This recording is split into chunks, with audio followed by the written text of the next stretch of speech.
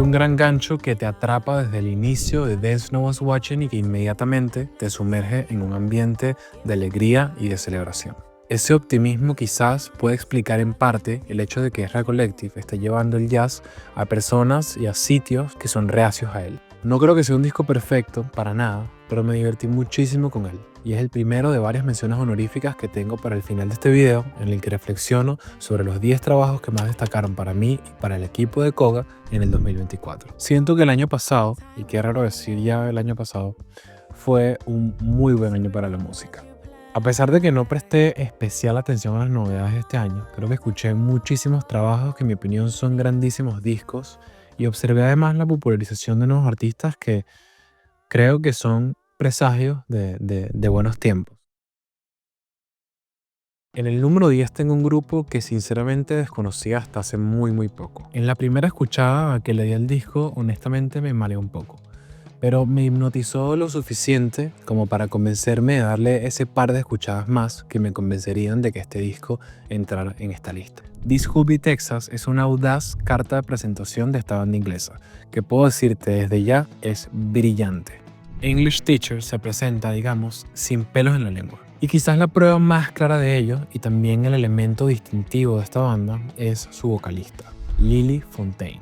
Su interpretación vocal y sus letras son poderosísimas. Alternan como entre una vulnerabilidad desgarradora y una fuerza que es casi intimidante. El fondo está lleno de introspección y de comentario social, pero con una lucidez increíble. Honestamente, cuando leí el nombre de la banda, me imaginé que esto podía ser así, pero con cierta pretensión incluida. No pude estar más equivocado. Lily toca lo personal con lo político, lo cotidiano con lo existencial, pero lo hace de una manera muy prudente. En general, el disco se siente muy cohesivo a pesar de que toca temas a priori dispares y tiene una mezcla de géneros gigantesca. El hilo conductor termina siendo justamente esta poesía de Lily, porque como les dije, el disco puede ser un poco difícil de catalogar. Requiere muchísima atención por parte del oyente, pero creo que finalmente puede resultar bastante fresco.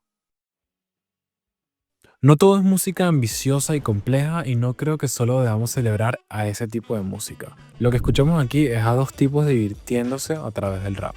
Joy y Bray están completamente desligados de cualquier tipo de pretensión. Se sienten muchísimo las influencias que lo formaron. Es imposible que no escuches aquí a NWA, a Ice Cube y a los Beastie Boys sobre todo, de quienes se robaron una actitud rebelde y le agregaron un poco de diversidad musical y de producción ridícula, pero ridícula en el buen sentido. ¿Por qué? Porque hace del disco uno sumamente entretenido. La impaciencia Summer está muy presente en este disco y le aporta todo lo bueno y lo malo que tiene. Y de hecho creo que así es que lograron conectar con toda una nueva generación de fanáticos del rap para los que este sonido termina siendo fresco, a pesar de que no haya nada innovador en él. Es que de nuevo no busca innovar. El disco no se toma demasiado en serio y eso es lo que lo hace entrañable.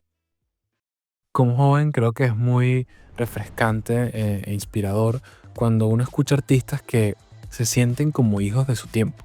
Cuando, a pesar de que no niegan las referencias del pasado, toman los nuevos sonidos y los abrazan, se proyectan al futuro. Y creo que de alguna manera eso me hace sentir, no sé, esperanzado. Y Magdalena Bay logró esto a la perfección con su Imaginal Disc. Este es un disco que llega como prueba de su evolución y que además consagra al dúo como grandes compositores y productores. La esencia del disco está básicamente en ese synth pop todo loco que parece que viene de otra galaxia. Pero en este trabajo Magdalena Bay usa una paleta de géneros riquísima que va desde la música psicodélica, la música disco, el dance pop. Todo un viaje de sonidos muy diversos que acompañan además un discurso muy introspectivo, melancólico, incluso metafórico sobre las amenazas de la vida online. Creo honestamente que si te gusta este pop como más underground, este disco te va a encantar.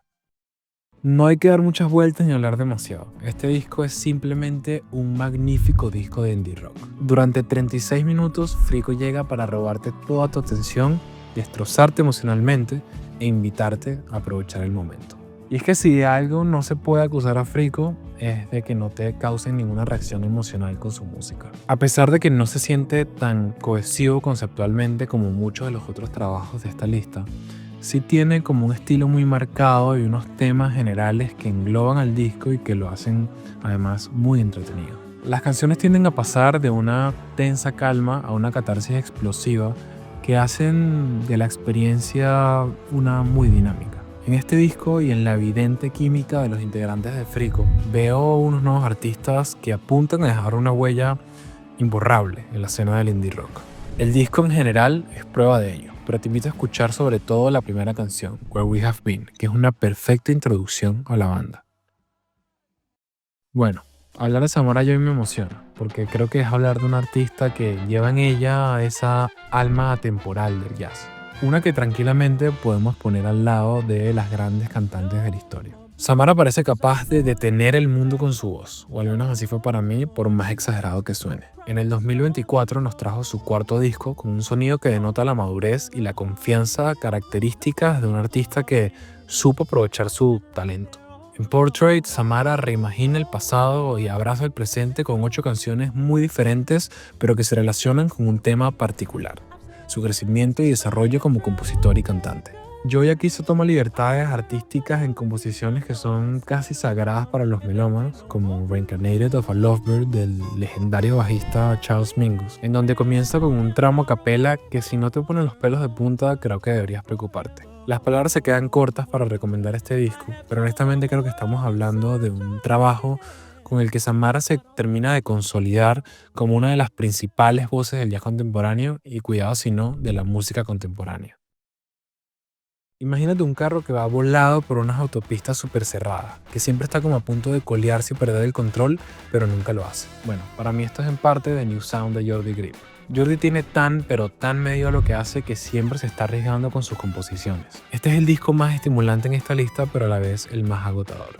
The New Sound está literalmente sobrecargado de elementos, tanto instrumentalmente como líricamente. Pero aquí está lo genial del asunto. Esta sobrecarga está justificada porque Jordi a lo largo del álbum interpreta personajes desagradables, imprudentes, antipáticos. Por dar un ejemplo, en una de las canciones uno de los personajes cuenta cómo se enamoró de una trabajadora sexual que le contagió una enfermedad de transmisión sexual. Pero él está contento porque esto significa que ella siempre será parte de él. Bueno, los personajes vociferan locuras como esa durante todo el disco, siempre encima de una mezcla musical muy extravagante. Es todo como una hipérbole, ojo, como dije antes, sin nunca perder el control. Hay cierta carga teatral que me recuerda un poco a Talking Heads. A nivel de estilo, si te gusta el jazz fusión y el rock progresivo, este disco es esencial para ti. Quizás el clímax de este disco es la penúltima canción, titulada The Magician, una composición genial. Si no estás convencido de escuchar el disco, te pido por favor que le des una oportunidad con esta canción. Desde el momento que reproduces este disco, sientes la conmovedora intimidad que te va a acompañar hasta el final. Es como un abrazo de 36 minutos de largo. Aquí, Laura Marling se abre con su folk engañosamente sencillo para contarnos un poco sobre las vivencias tras el nacimiento de su hija. La maternidad es central en este disco, que por cierto está grabado en un estudio casero de Laura. Para algunas canciones son también reflexiones sobre rupturas, amoríos e incluso descripciones de mujeres que luchan contra presiones sociales. Pero como dije, realmente lo que une todo es la intimidad con la que se presentan las canciones. Tanto en la forma, con todos esos sonidos que se cuelan en la grabación que van desde los murmullos de su hija hasta el piar de los pájaros, como en el fondo, con esa poesía tan hábil y madura. Todo gira en torno a un sentimiento muy meditativo que se siente casi físicamente. Para mí, el trabajo de Rita Payes es el de la búsqueda de la belleza. Y aunque hay un trabajo minucioso y artesanal, esa búsqueda no viene desde una obsesión perfeccionista de esas que puede causar repele. Y en De Camino al Camino esto se retrata muy bien. Rita explora diferentes sonidos e influencias que han moldeado su carrera y que van desde el jazz, el flamenco, el bolero, y por primera vez se da la oportunidad de asumir la autoría completa de su repertorio. Una oportunidad que, por cierto, aprovecha de maravilla. Probablemente Rita sea una de mis artistas favoritas, pero esta obra no va a ser mi preferida, porque considero que nos ha demostrado un talento inmenso, es capaz de darnos cosas que no nos podemos ni imaginar. Y eso lo digo honestamente en un buen sentido, porque creo que aunque la búsqueda de Rita es una que está sujeta a un ideal al que estrictamente nunca se llega, y de hecho creo que el título De Camino al Camino hace referencia a eso, es una búsqueda que ya cumplió hace rato. Para mí, escuchar a Rita Payes es llorar, es conmoverme justamente ante la reafirmación de lo bello. Quizás sea algo completamente subjetivo, pero cada canción del disco me causó eso. Y creo que el universo de la catalana es uno que debemos celebrar y disfrutar. El arte de Rita, aunque a veces eso parezca, no tiene como objetivo demostrar, en tal caso enamorar. Y a mí me enamoró hace mucho rato. Si aún no conoces a Kamasi Washington, quizás pueda despertarte la curiosidad al decirte que es el padre, la cara o el líder de la nueva generación de músicos de jazz. Es un saxofonista, compositor y productor inquieto cuyo debut en el 2015 agitó el género completamente, como nadie lo había hecho en las últimas décadas. Así que a diferencia de muchos de los discos de esta lista, Fearless Movement viene de la mano de un artista que está más que consagrado. Y eso siempre acarrea, digamos, ciertas presiones. Sin embargo, justamente la actitud de Kamasi para este disco fue el liberarse de esas presiones, flexibilizarse. Por primera vez, un artista que compone siempre en nombre de la lucha y la trascendencia, esta vez compone también en nombre de la diversión. Pero aviso que debemos relativizar esta actitud de ligereza. No podemos olvidar que estamos hablando de uno de los músicos más viscerales, complejos y excesivos de nuestros tiempos. Esa es en parte la esencia de Kamasi y la razón por la que muchos de nosotros somos sus seguidores. Todo esto no se deja de lado. Este disco sigue siendo uno muy washingtoniano, pero en el que destaca un sentido del gozo como parte de la propuesta musical. Una mitad del disco es como más urbana y agitada y la otra un poco más meditativa. Pero lo groovy nunca se va. Incluso en la exquisita colaboración con Andre 3000, en la que Kamasi realiza largos y expresivos fraseos con su saxo encima de arpegios en bucle de la flauta de André. Suceden otras cosas muy interesantes como en Asha the First, que gira básicamente en torno a un motivo de apenas 3 compases que tocó la hija de Kamasi en el piano cuando acababa de cumplir 2 años. O en el prólogo final en el que toma música de Astor Piazzolla y la convierte en casi imperceptible. Genios siendo genios. Y finalmente llegamos al primer puesto de esta lista, con un disco que, si sigues Codo hace tiempo, sabrás que se aleja un poco de nuestras preferencias. Pero considero que, y no me van a dejar mentir, que cuando te gusta la música, te gusta todo lo que sea bueno independientemente de géneros y etiquetas. Y The Pilgrim, Their God and the King of My Decreed Mountain, tremendo nombre, es prueba de ello. El disco salió a principios de año, en enero, y cuando lo escuché por primera vez, además de que me atrapó completamente desde la primera escuchada, me nació la duda de si pasaría la prueba del tiempo. Es decir, si para el final del año se habría diluido un poco su encanto o si más bien me seguiría causando todas las emociones que me causó en un primer momento. Finalmente sucedió lo segundo. ¿Qué viaje es este disco? Cuando terminas de escucharlo, literalmente te sientes como que acabas de volver a tu casa después de una aventura por un mundo místico. Este disco es sumamente narrativo. De hecho, está estructurado en 3 actos que le dan el título al trabajo. A través de ellos se nos cuenta la historia de una peregrinación hacia una gran montaña sagrada, una especie de tierra prometida en la que están todas las respuestas. Sin embargo, esta no es una historia simple que va desde el punto A hasta el punto B. De hecho, es muy probable que en una primera, segunda e incluso tercera escuchada no tengas claro qué coño pasó. Alguien podría argumentar que si este disco es tan narrativo, ¿por qué no mejor darle el espacio a otros discos que, digamos, se enfoquen más en el ámbito musical? Lo que pasa es que el disco no cae en el error de apoyarse demasiado en el relato. Es increíblemente fácil de escuchar porque la narrativa es tan críptica que no distrae de las canciones. Canciones verdaderamente magníficas, con melodías memorables, arreglos detallados y texturas muy interesantes. Estamos en medio de una especie de boom de bandas inglesas que salen de la nada e impresionan a todo el mundo. Pero aunque Tapir entra en este espectro, a la vez no lo hace, en el sentido de que se aleja de toda esa teatralidad y esa vibra post-punk que es muy característica en esas bandas y se da más bien por una vibra como más cálida, más de folk progresivo, más pastoral. Y es que esa vibra es perfecta para pintar esos paisajes místicos y capturar esa sensación onírica que permite que se cuente la historia. Lo que más me gusta de este disco, y creo que ahí se sale un poco mi cinefilia,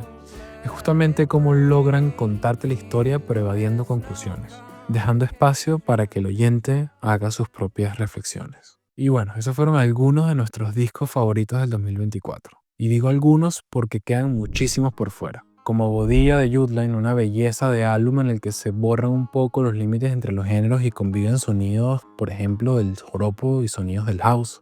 O este súper trabajón de Charles Lloyd, que con sus 85 años, siendo una leyenda viva del jazz, sigue renovándose. Si nos rebuscamos un poco más, incluso podemos encontrar joyas como Lancesto al otro lado del mar, en el que Silvia Moreno y Cristóbal Avendaño se unen para hábilmente, muy hábilmente, recitar poesía encima de paisajes instrumentales. Te prometo que no es tan aburrido como suena. Otro disco que no te puedes perder, si eres rockero sobre todo, es el No Name de Jack White, un blues punk que te va a romper las cornetas. Si eres fanático de los White Stripes, te va a encantar. Y da dolor dejarlo hasta aquí, porque honestamente pudiera seguir nombrando y nombrando títulos, pero me tengo que frenar. No me voy sin antes agradecerles por ese apoyo inquebrantable que nos dieron durante el 2024. Espero que el 2025 sea un gran año para ustedes, por más vida y más música.